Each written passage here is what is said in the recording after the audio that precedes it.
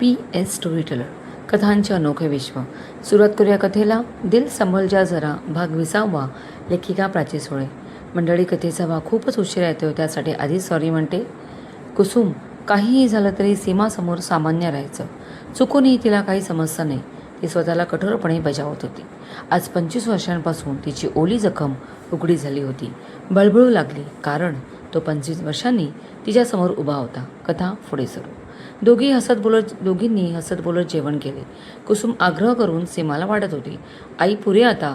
इतकी जेवली तर बाहेर शतपावली करावी लागेल मला, सीमाने म्हटलं. सीमा, उद्या विराटसाठी गुलाबजाम घेऊन जा. गोपाळ हर्षाला पण देईन मी, कुसुम बोलली. हो चालेल, दे मला, सीमा लगेच म्हणाली. याआधी तिने विराटसाठी पुरणपोळी केली होती, पण त्याला देऊ शकली नव्हती. नंतरची आवराआवर सीमाने केली. कुसुमला काही करू दिले नाही. दारं खिडक्या बंद करून कुसुमला गुड नाईट बोलून सीमा तिच्या रूममध्ये गेली. तर कुसुम तिच्या रूममध्ये आली. तिचं चित्त थाऱ्यावर नव्हतेच. सीमासमोर फक्त ती स्वतःला सिद्ध करत होती, पण आतून पूर्ण ढासळली होती. स्वतःला तिने बेडवर झोकून दिले. आज संध्याकाळी घडलेला प्रसंग तिच्या डोळ्यासमोरून हलत नव्हता. कुसुमने गेट बंद केले व परांजपे काकूंनी सांगितलेल्या बंगल्याकडे ती निघाली. तो बंगला त्यांच्या बाजूचाच होता. काय मी पण त्या डॉक्टरांचे नाव विचारायचे विसरली गोपाळला. तिने लांबूनच पाहिले. काकूंच्या बंगल्याच्या गेटला कुलूप होते, म्हणजे काका काकू बाहेर गेले होते. कुसुम डॉक्टरांच्या बंगल्याजवळ आली.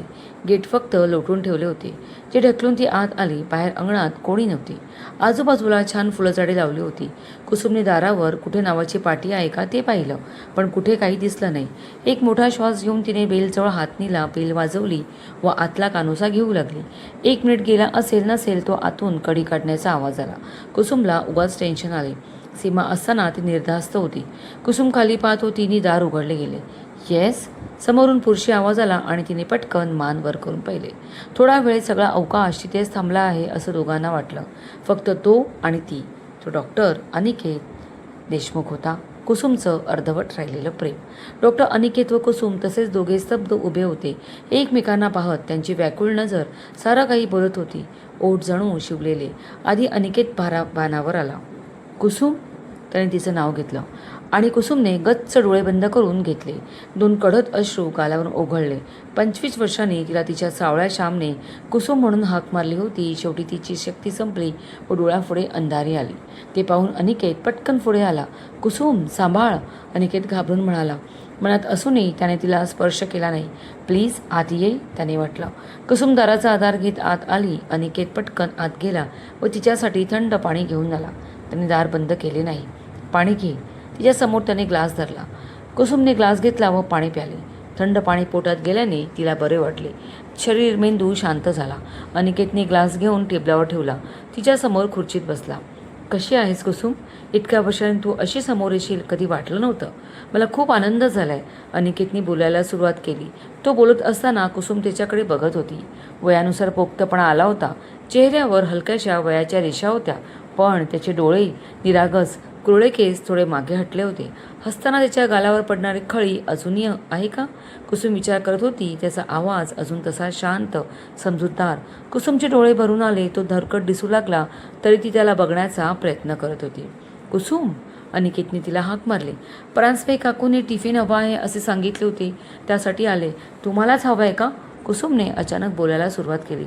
म्हणजे तू टिफिन देतेस का? अनिकेतने अविश्वासाने विचारले आणि तिने त्याला आहू जाऊ म्हटलेलं कुठेतरी काळजात वेदनेची कळ उठले. हो, तुम्हाला हवंय का? हो, हवंय मला. कुसुम, कशी आहेस? उत्तर नाही दिलेस. शक्य असते तर कुसुमला ओरडावंसं वाटलं असतं. बेभान होऊन हसावंसंही वाटत होतं. या 25 वर्षात खूप काही घडून गेलं होतं. ती एक संपूर्ण आयुष्य जगली होती. लग्न, नवरा, संसार, मुलं आणि वैधव्य. काय सांगणार ती त्याला कशी आहे म्हणून?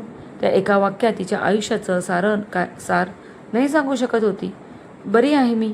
सकाळी 11:30 ते 12 या दरम्यान आणि रात्री 7:30 ते 8 दरम्यान टिफिन येईल. गोपाळ नावाचा छोटा मुलगा आणून देईल. म्हणजे तो 10वीत आहे. सोमवार ते शनिवार टिफिन असतो. शनिवारी फक्त दुपारचा आणि रविवारी नाही, तिने पैसे सांगितले. कुसुम यंत्रवत बोलत होती. डॉक्टर अनिकेत तिच्याकडे पापणी न लववता बघत होता. ती तशीच होती. 25 वर्षापूर्वी निघून गेली होती तशी. स्वतःच मग्न, खूप बोलणारी. वयाची झूल शरीरावर दिसत होती, पण त्यात ती अधिकच सुंदर आणि आकर्षक दिसत होती.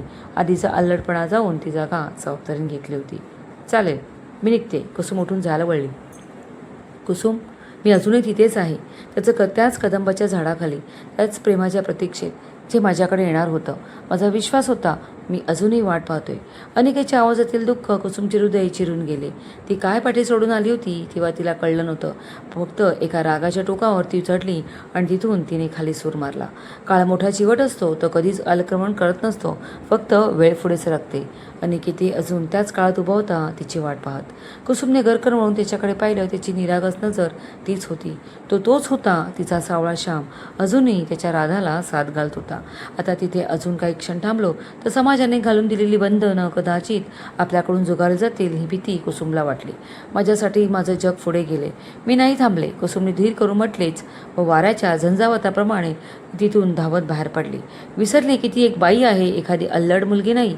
डॉक्टर अनिकेत उद्ध्वस्त कदंबासारखा तिच्याकडे बघत राहिला. आज कुसुम त्याच्यासमोर होती. ती पुढे निघून गेली, पण तो खरं प्रेम करत राहिला, जगत राहिला. कुसुमवर केलेलं सच्च प्रेम त्याला सावरत राहिलं. तरी तो मनातून सुखावला. ती पुन्हा त्याच्या आयुष्यात आली होती. हा नियतीचा संकेत होता का दोघांनी एकत्र येणे? वेळासारखी धावत कुसुम घरी आली. वर्षा अजून आली नव्हती. अनिकेत देशमुख तिचं प्रेम एक दिवस समोर येईल. कुसुमने स्वतःला मनसोक्त रडू दिले. त्या अश्रूच्या पुरात तिचा इगो, राग वाहून जात होता. धडपड होऊन कुसुम पलंगावर उठून बसली. घशाला कोरड पडली तसं बाजूला ठेवलेल्या बाटलीतलं पाणी प्याली. खिडकीतून तिने बाहेर पाहिलं. पौर्णिमेचा पूर्ण चंद्र होता.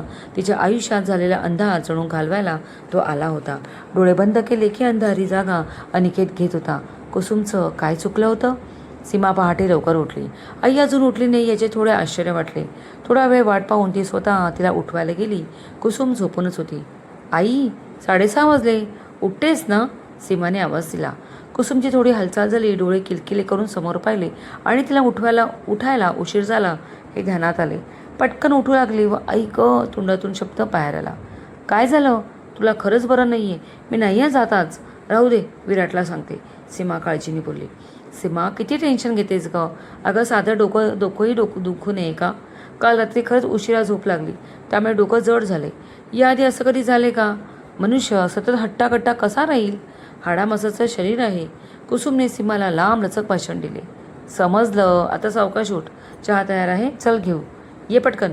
सीमाने जास्त विषय वाढवला नाही.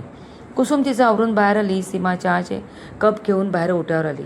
कुसुम बांधलेल्या सिमेंटच्या ओट्यावर बसली तर सीमा झोपाळ्यात. लक्ष कुसुमवरच. पावसाचा हलकासा शिडकाव झाला होता. वातावरण प्रसन्न होते. अशी बघू नकोस हां, मी एकदम मस्त आहे आणि काहीही करू नकोस. मी पटकन तुझा डबा बनवते, तू तयारी कर तुझी. वर्षा आहे मदतीला नंतर. 8:30ला येईल ती, कुसुम बोलली. मी माझ्यापुरती भाजी करते, तू पोळ्या करायला घे, खूप वेळ आहे निघाला. सीमा बोलली व दोघींनी चहा संपवला. कुसुमने सीमाचा डबा भरला. सीमा तयार झाली. तो ओट्यावरून आवाज आला. काकी आणि सीमा पटकन बाहेर आली. सीमाताई, समोरची मुलगी छान हसत बोलली. हो, आणि तू वर्षा ना? अय्या, तुम्हाला माझं नाव माहिती आहे? का नाही, तुझीच तारीफ चालू आहे कालपासून, सीमाने हसून म्हटले. ये आत ये. सीमाताई, तुम्ही खूप सुंदर आहात. डोळे तर जणू सोनेरी मणी, वर्षाने मनापासून म्हटले. तूही सुंदर आहेस, गोड एकदम. थँक्यू. आल्या आल्या वर्षाने काम हातात घेतले. कुसुमला विचारून भाज्या चिरायला घेतल्या. काम करताना तिची छान बडबड सुरू होती. कुसुमने तिला चहा दिला. तोच बाहेर गाडीचा हॉर्न वाजला. सीमाने बॅग उचलली व कुसुमला जास्त दगदग करू नकोस, आराम कर, काही वाटलं तर लगेच फोन कर अशा सूचना देऊन बाय करून बाहेर आली. गेटमधून बाहेर येत ती विराटच्या कारमध्ये बसली. स्वीट मॉर्निंग, विराटने म्हटलं. सुप्रभात, सीमा बोलली व दोघे हसले. कार निघून गेली तशी त्यांना बघत असलेले कुसुम आत आली. आज काय विशेष आहे? विराटने विचारले. काहीच नाही. ओके. असं का विचारले? तू काल वेगळी वाटलीस, आज वेगळी वाटतेस. रोज नव्याने बघतो तुला असं वाटते. सीमाला काय उत्तर द्यावे सुचेना. विराट तर एकदम कवितेत शिरला होता, तरी तिला ते आवडलं होतं. विराट जे बोलायचा ते ती मन देऊन ऐकायची. त्याने केलेली स्तुती फार छान वाटायची. गाल लाल व्हायचे. कदाचित क्या यही प्यार है? बोलो, तिचं मन विचारत होतं. रियाचा दोन्हीकडून अपमान झाला होता. फोनवर शन्या ओरडली तर निघताना विराट ओरडला होता. तुर्तास सरफडण्या वाचून तिच्या हातात काही नव्हते. आल्यापासून सीमा रिपोर्ट तयार करत होती. विराटच्या मीटिंग होत्या, त्यामुळे तो केबिनमधून एकदाही बाहेर आला नव्हता. सीमाला अनेक वेळा डेटा समजत नव्हता. कंपनीच्या काही गोष्टी तिने इंटरनेटवरून शोधल्या होत्या. काही जुन्या फाईल्स पाहून अंदाज लावला. चेहऱ्यावर एक निर्धार घेऊन ती काम करत होती. आज काही झालं तरी हे काम कंप्लीट करायचं. ती फाईल्स पुन्हा तपासत होती. थोड्यात रिया तिच्या जवळ आली. सीमा, रिपोर्ट झाला? सीमाने फाईल पुढे केली. हो, ऑलमोस्ट डन. रिया फाईल उघडून पाहू लागली. तिच्या चेहऱ्यावर एक विचित्र स्मित उमटलं. गुड. 11 वाजता क्लायंट मीटिंग आहे. हा रिपोर्ट तिथे प्रेझेंट करायचा आहे. रियाने अचानक धक्का दिला तिला. सीमा दचकली. मी? हो, तूच. पण मी पहिल्याच दिवशी. HR आहेस ना तू? कॉन्फिडन्स ठेव. रिया लगेच म्हणाली व ती वळून निघून गेली. सीमाच्या हातातली फाईल थरथरू लागली. तिला स्पष्ट जाणवत होतं हे बरोबर नाही. रियाने खूप मोठं काम तिच्यावर टाकलं होतं. मुंबई. शनाया तिच्या आलिशान बेडरूमच्या बाल्कनीत उभी होती. कॉफीचा कप हातात आणि फोनवर रियाशी चॅट करत होती.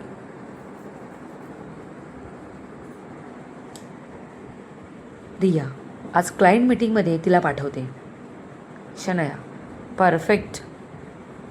रिया, पहिल्याच दिवशी चूक झाली तर विराट सरांचा विश्वास ढळेल मॅम. शनाया काही क्षण स्क्रीनकडे पाहत राहिली. मग तिने टाईप केला, and tomorrow I am coming to Pune. तिने फोन बाजूला ठेवला. तिच्या चेहऱ्यावर खोटं हसू होते. सीमा, आता खरी मजा येणार आहे तुझी. ऑफिस. 11 वाजायला 5 मिनिटं बाकी होती. मीटिंग रूममध्ये आधीच काही लोक बसले होते. सीमा दाराबाहेर उभी होती. तिचं हृदय जोरात धडधडत होतं. तेवढ्यात मागून आवाज आला, सीमा.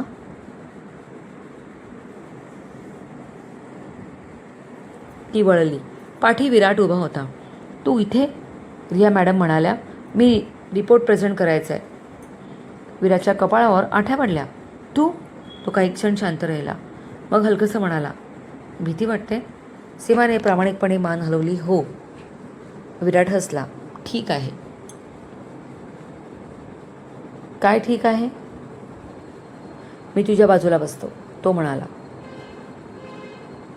सीमा आश्चर्याने त्याच्याकडे पाहू लागली. म्हणजे? तू मला फक्त पॉईंट्स सांग. प्रेझेंटेशन मी देईन आणि काही अडचण आली तर मी आहे. त्या एका वाक्याने तिच्या मनात धीर आला. दोघे मीटिंग रूममध्ये आले. रिया आधीच तिथे बसली होती. तिने विराटला सीमाच्या बाजूला बसताना पाहिलं आणि तिच्या चेहऱ्यावरचा आत्मविश्वास थोडा कमी झाला. मीटिंग सुरू झाली. विराट उभा राहिला. त्याने सगळ्यांना ग्रीट केले. सीमाने हातात फाईल धरली, पण मनात भीती होती. डोळ्याच्या कोपऱ्यातून तिने विराटला पाहिलं. तो शांतपणे तिच्याकडे पाहत होता आणि हळूच म्हणाला, गो अहेड. सीमाने खोल श्वास घेतला आणि अचानक तिच्यात स्फूर्ती संचारली. मग जसे विराट तिच्याकडून पॉईंट्स मागत होता त्याप्रमाणे सीमा भरभर त्याला ते काढून देत होती. विराटला प्रेझेंटेशन देताना कसलीच अडचण आली नाही. जर काही पॉईंट्स राहत होते तर सीमा ती सांगत होती. हळूहळू तिचा आत्मविश्वास वाढू लागला. सगळे लक्ष देऊन विराटचं प्रेझेंटेशन ऐकत होते. विराटच्या चेहऱ्यावर अभिमान दिसत होता. एकंदरीत आलेले क्लायंट खुश झाले. सर्वांनी जोरदार टाळ्या वाजवल्या. रिया मात्र शांत बसली होती, पण तिच्या मनात चीड वाढत होती. मीटिंग संपली. क्लायंटने हसून म्हटलं, गुड वर्क. साऱ्यांच्या डील विराटने फायनल करूनच घेतल्या. त्याच्या कंपनीच्या कारच्या स्पेअर पार्टसाठी मोठी डील त्याने खिशात घातली. सीमा अक्षरशः थक्क झाली. ती बाहेर आली. कॉरिडॉरमध्ये उभी राहून खोल श्वास घेत होती. थोड्यात विराट तिच्याजवळ आला. सीमा, ती याच्याकडे पाहू लागली. ग्रेट जॉब, तो म्हणाला. ती फक्त हसली. खरं सांगू? काय? मी अर्ध बोलताना विसरलो होतो, पण तू परफेक्ट साथ दिलीस. काय मस्त पॉईंट्स काढले होतेस. म्हणूनच या डील फायनल झाल्या. विराट हलकसं हसला.